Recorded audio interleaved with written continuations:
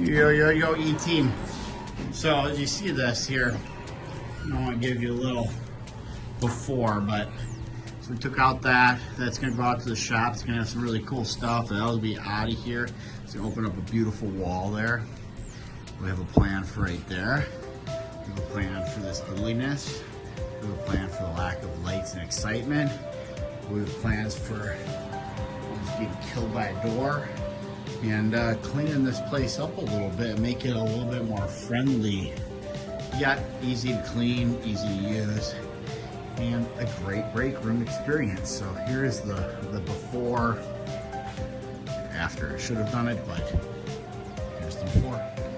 All right, guys, so little updates so far we are.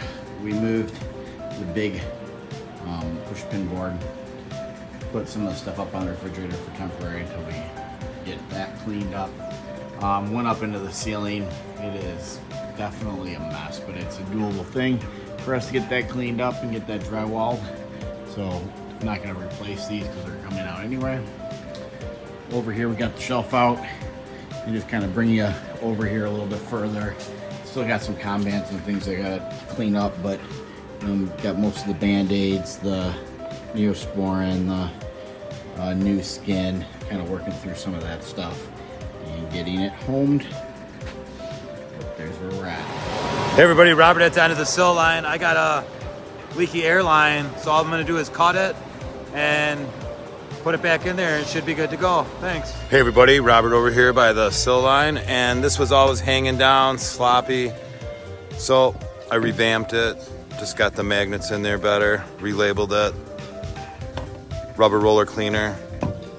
Should be good to go.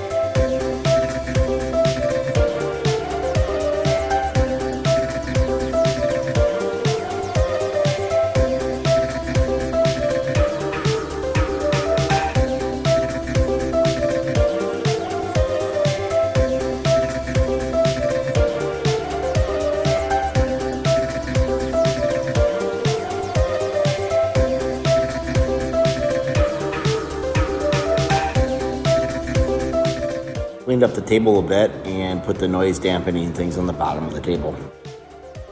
I thank Steve D and Cass for getting this bridge built. Now it's just time for a little loose ends, cleaning up the cones and painting the lines. But as we go along here, first improvement was a shelf to hold the things. Next one was a spot to put the samples, the Kanbans, and a light to let us know. So let's make sure we're using that now that we're trained.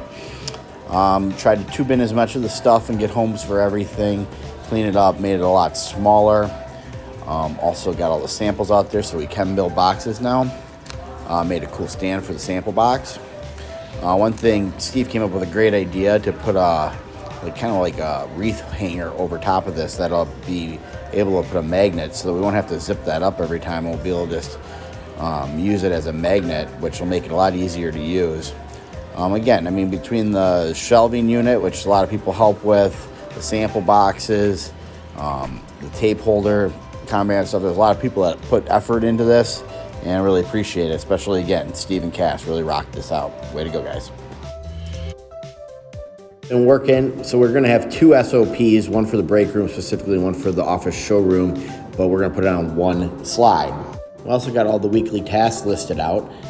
In order of importance, we did get a few of them done just because we were working on them, but the computer is always the first one, and then we kind of have it. That can be improved as we go, but got it all listed out, and I'm looking forward to seeing how we progress with this.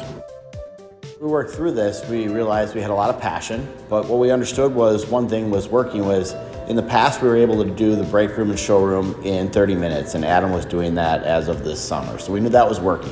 What was missing was a good detailed SOP, and what was broken was really the handoff and some erosion that had happened from the time that the plant was doing the office. What was confused was who was doing and what was eroded totally, and so getting a detailed SOP is really going to cure all this, and I'm really confident that our team's going to rock this out.